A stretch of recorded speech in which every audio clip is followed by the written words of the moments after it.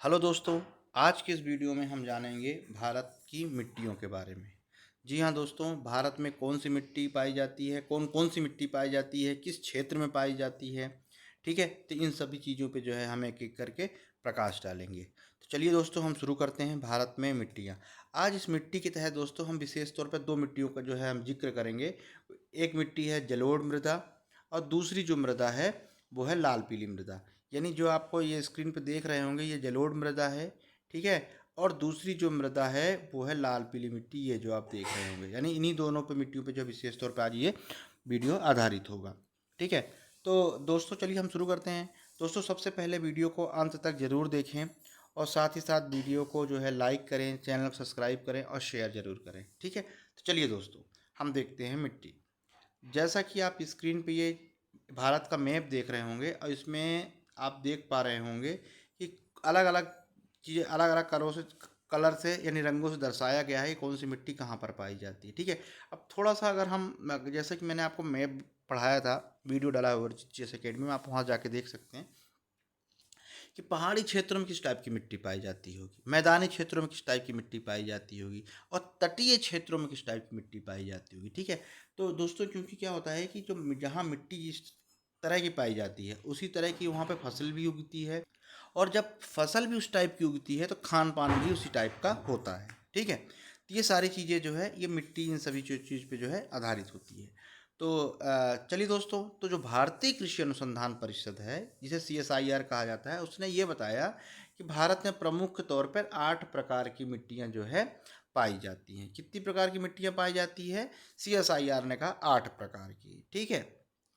अब कौन कौन सी 8 प्रकार की है? तो दोस्तों जलोढ़ मृदा है, काली मृदा है, पर्वतीय मृदा है, लाल मृदा है, मरुस्थलीय मृदा है, लेटेराइट मृदा है, पीट और दलदली मृदा है और लवड़ी और क्षारीय मृदा है, ठीक है। इस तरह से 8 प्रकार की मिट्टियों के बारे में जो है CSIR ने बताया, ठीक है। तो इस तरह से 8 मृदा है और आठों मृदा में हम पढ़ेंगे जलोढ़ मृदा और लाल पीली मृदा पढ़ेंगे, ठीक है। अब थोड़ा सा हम एक चीज़ और ये देख लेते हैं कि कौन सी मृदा सबसे ज़्यादा क्षेत्रफल में मतलब भारत में पाई जाती है। तो दोस्तों जलोढ़ मृदा जो है सबसे ज़्यादा पाई जाती है। अब क्या होती है जलोढ़ मृदा, ये मैं आपको भी एक्सप्लेन करूँगा, बताऊँगा मैं। तो जो जलोढ़ मृदा है, ठीक है, भारत में सबसे ज़्यादा पाई जाती है 43% पे, यानी 43% भाग पे जलोढ़ मृदा पाई जाती है, ठीक है। ये प्रश्न जो है पूछा जा चुका है, ये ऐसे का ऐसे ही प्रश्न पूछा गया है, क्रम वाइज पूछा गया है, ठीक है। आपको पूरा क्रम पता होना चाहिए। तो जलोढ़ मृदा 43%, फिर लाल पीली मिट्टी वो है 18%, काली मिट्टी 15% और लेटेराइट मृदा 3.7%। इसके अलावा अदर जो है वो भी अदर पाई जाती है, ठीक है। तो इस तरह से जो है ध्यान रखिए, जलोढ़ मृदा, लाल पीली मृदा, काली मृदा और फिर लेटेराइट मृदा, ठीक है। अब ये होती क्या है तो इनके बारे में जो है हम एक एक करके जानते हैं। दोस्तों आप लोग जानते होंगे कि जो किसान जो है, भारत के जो किसान हैं, वो मृदा में जो है नाइट्रोजन मिला रहे हैं, फास्फोरस खाद मिला रहे हैं। क्यों मिला रहे हैं? क्योंकि भारत की जो मृदा है उसमें कुछ कमियां हैं। तो क्या कमियां हैं?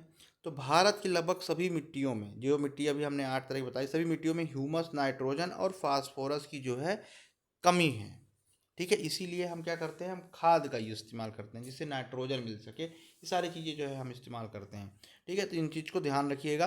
प्रश्न पूछा जा बहुत बार, बहुत कॉमन सा प्रश्न है और अधिकतर प्रश्न में आप एग्ज़ाम उठा के आप देखेंगे, पुराने पेपर देखेंगे तो उसमें आप देखेंगे और पाएंगे कि क्वेश्चन इस टाइप का पूछा जाता है कि जलोढ़ मृदा में किस चीज़ की कमी पाई जाती है, ठीक है। तो ये चीज़ आपको पता होना चाहिए, ठीक। या काली मिट्टी का रंग काला क्यों होता है, या लाल मिट्टी का रंग लाल क्यों होता है, ये सारी चीज़ें एकदम बिल्कुल कॉमन से क्वेश्चन है और ये पूछे जरूर जाते हैं। तो चलिए दोस्तों हम शुरू करते हैं। जो हमारा मेन उद्देश्य था जलोढ़ मृदा, उसके बारे में क्या होती है जलोढ़ मृदा, ठीक है, और देखेंगे भी कहाँ कहाँ पाई जाती है। तो जलोढ़ मृदा जो है, जिसे काप या कछारी मृदा भी कहा जाता है, यह भारत के सर्वाधिक क्षेत्र में फल में पाई जाती है, यानी 43% में पाई जाती है, ठीक है। जलोढ़ मृदा भारत में उत्तर भारत के मैदानी तथा पूर्वी तटीय क्षेत्रों में जो है पाई जाती है, ठीक है।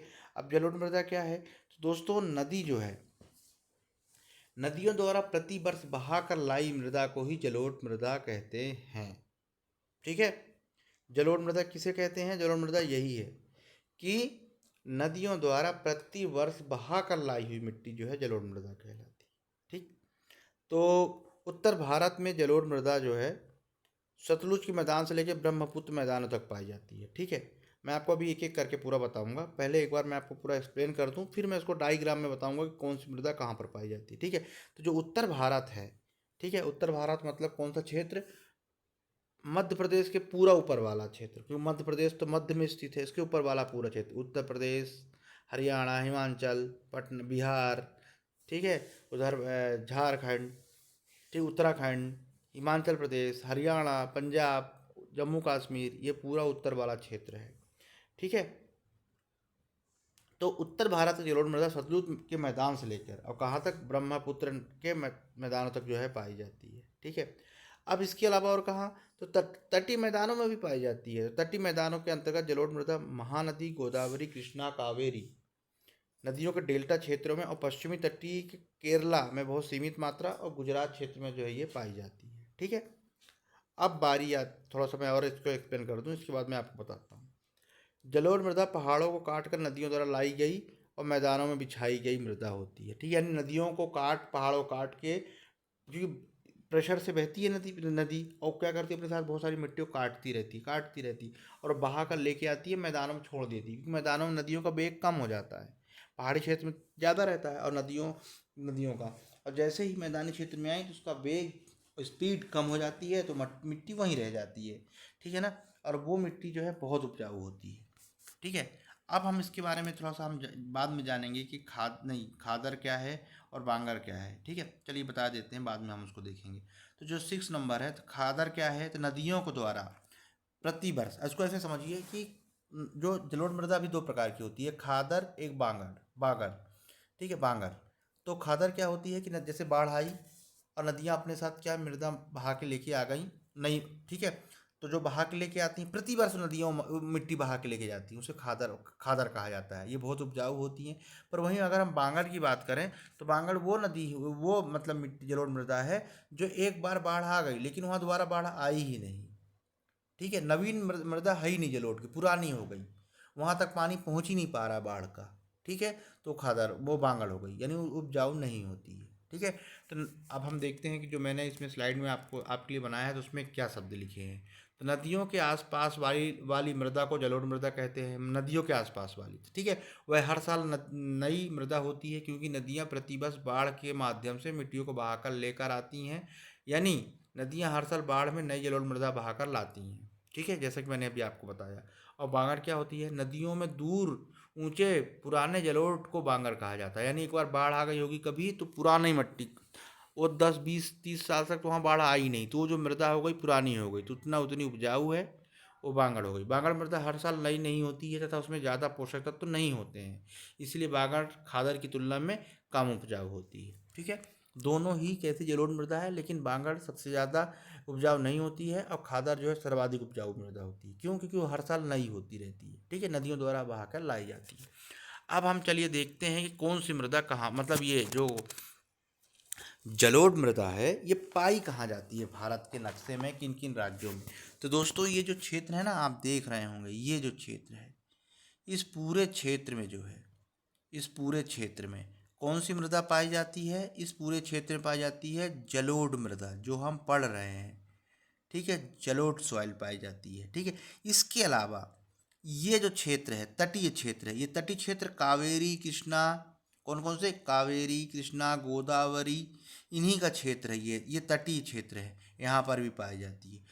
थोड़ा बहुत क्षेत्र, थोड़ा बहुत यहाँ पर भी बोल सकते हैं, पर पाई नहीं है। इसके अलावा जो है और कहाँ पाई जाती है? ये इतने क्षेत्र में जो है ये विशेष तौर पर पाई जाती है। मध्य प्रदेश में की अगर हम बात करें तो मध्य प्रदेश के उत्तरी ये क्षेत्र, यानी जो चंबल वाला क्षेत्र है, वहाँ पर जो है ये मृदा पाई जाती है, जलोढ़ मृदा। ठीक है, ठीक, तो उम्मीद करता हूँ आप लोगों को ये चीज़ समझ में आ रही होगी। तो जलोढ़ मृदा कहाँ पाई जाती है? तो जो दोस्तों जलोढ़ मृदा जो है बेसिक तौर पे जो है जो सतलुज के मैदान से लेके ब्रह्मपुत्र मैदान तक जो है पाई जाती है। ठीक है, इधर तक पाई जाती है, यानी ये क्षेत्र पूरा जो है, और ये क्षेत्र बहुत उपजाऊ है, चावल, गेहूँ, इन सब चीज़ के लिए बहुत उपजाऊ है। और इसके अलावा जो है ये जो तटीय क्षेत्र है, ठीक है, ये कर्नाटका आंध्र प्रदेश का जो तटीय क्षेत्र है, क्योंकि यहाँ कृष्णा गोदावरी कावेरी नदियाँ बहती हैं, अपना मतलब मिट्टी लेके आती हैं, खादर मिट्टी लेके आती हैं, उपजाऊ मिट्टी लेके आती हैं जलोढ़, और यहाँ पर जो है ये यहाँ पर खेती होती है। ठीक है, तो ये मिट्टी इस हिसाब से जो है बहुत उपजाऊ है। चलिए अब इस डायग्राम में देखते हैं। देखिए जैसा कि मैंने आपको बताया था, ये पूरा जो है क्षेत्र है, इसके अलावा थोड़ा सा क्षेत्र ये है। ठीक है, ब्रह्मपुत्र वाला क्षेत्र है, और ये जो क्षेत्र है तटीय क्षेत्र, यहाँ पर जो है ये मृदा पाई जाती है। थोड़ा सा क्षेत्र जैसे कि मैंने गुजरात बताया था, गुजरात में भी यहाँ पर पाई जाती है। ठीक है, तो इस तरह से जो है ये इन इन राज्यों में, इन क्षेत्रों में पाई जाती है। भारत में सभी मिट्टियों में जलोढ़ सर्वाधिक उपजाऊ मृदा है। ठीक, आप देखते हैं अगला, जलोढ़ मृदा में ह्यूमस, नाइट्रोजन और फास्फोरस की कमी होती है। नोट कर लीजिए, बहुत इंपॉर्टेंट है। जलोढ़ मृदा में ह्यूमस, नाइट्रोजन तथा फास्फोरस की कमी पाई जाती है। वहीं पोटेशियम और चूना प्रचुर मात्रा में पाया जाता है। ठीक है, पोटेशियम और चूना प्रचुर मात्रा में पाया जाता है, और ह्यूमस, नाइट्रोजन और फास्फोरस जो है नहीं पाया जाता। जलोढ़ मृदा आर्थिक गतिविधियों की दृष्टि से महत्वपूर्ण है, एवं खाद्यान्न फसलें प्रचुर मात्रा में उगाई जाती है, जैसे धान और गेहूँ। ठीक है, आप देखेंगे कि जो कृष्णा कावेरी वाला क्षेत्र है ना, बहुत धान होती है, बहुत चावल होता है। और वहीं जो है पश्चिम बंगाल वाले क्षेत्र में भी बहुत सर्वाधिक चावल कहाँ होता है दोस्तों? सर्वाधिक चावल पश्चिम बंगाल में होता है। ठीक है, तो पश्चिम बंगाल वाली क्षेत्र जो है इसी क्षेत्र के लिए जाना जाता है। ठीक है, तो इस दृष्टि से जो है ये क्षेत्र बहुत महत्वपूर्ण है। तो उम्मीद करता हूँ आप लोगों को बहुत अच्छी तरह से क्लियर होगा। कभी भी जलोढ़ मृदा में आए तो आप भारत को मैप के माध्यम समझाइएगा, क्योंकि बहुत सारी चीज़ें जो है मैप और नक्शा जो है आपका बहुत सारी चीज़ें जो है वही क्लियर कर देता है, आपको लिखने की ज़रूरत भी नहीं पड़ती है। तो आर्थिक गतिविधि दृष्टि से महत्वपूर्ण है। यहाँ पर आर्थिक का कहने का मतलब यहाँ पर खनिज नहीं पाए जाते। ठीक है, यहाँ खाद्यान्न फसलों के लिए इम्पोर्टेंट है, यानी खाद्यान्न बहुत होते हैं यहाँ पर। ठीक है, और पोटेशियम चूना प्रचुर मात्रा में पाया जाता है, ह्यूमन, नाइट्रोजन, फास्फोरस की कमी पाई जाती है। विशेष तौर पे याद रखिएगा। ठीक है, तो ये जो है जलोढ़ मृदा। ठीक है, आप इस डायग्राम को भी ध्यान रखिएगा। एक बार मैं फिर बना देता हूँ आपको। ये जो है सतलुज, ये थोड़ा सा ये क्षेत्र और ये क्षेत्र। ठीक है, तटीय क्षेत्र में यहाँ पर, और थोड़ा सा ये क्षेत्र यहाँ पर जलोढ़ मृदा पाई जाती है। ठीक है, चलिए अब अगली मृदा है, वो है लाल मृदा। ठीक है, कौन सी मृदा? लाल मृदा। ठीक है, तो लाल मृदा में जो है हम थोड़ा सा एक चीज़ और जान लेते हैं लाल मृदा के तहत कि क्या होता है, किन किन क्षेत्रों में पाई जाती है, फिर मैं आपको उसको मैप के माध्यम से बताऊंगा। तो लाल मृदा दूसरी भारत की सबसे विस्तारित मृदा है, जो कि भारत के कुल क्षेत्र मतलब जितनी मृदा है उसमें 18% इसी का योगदान है। लोहे की ऑक्साइड के कारण इसका रंग लाल होता है, ये ध्यान रखिएगा। लोहे के ऑक्साइड के कारण क्या होता है? इसका रंग लाल होता है। पठारी भारत में पूर्वी क्षेत्र में, पठारी भारत के पूर्वी क्षेत्र तथा दक्षिण भारत में लाल मृदा पाई जाती है। दोस्तों एमपी पीसीएस और दूसरी पीसीएस में बहुत ही गहराई से प्रश्न पूछे जाते हैं इसके, आपको अच्छी तरह से क्लियर होना चाहिए। तो पूर्वी क्षेत्र में तथा भारत के दक्षिणी क्षेत्र में लाल मृदा पाई जाती है। चलिए हम इस पर बात जो है करेंगे।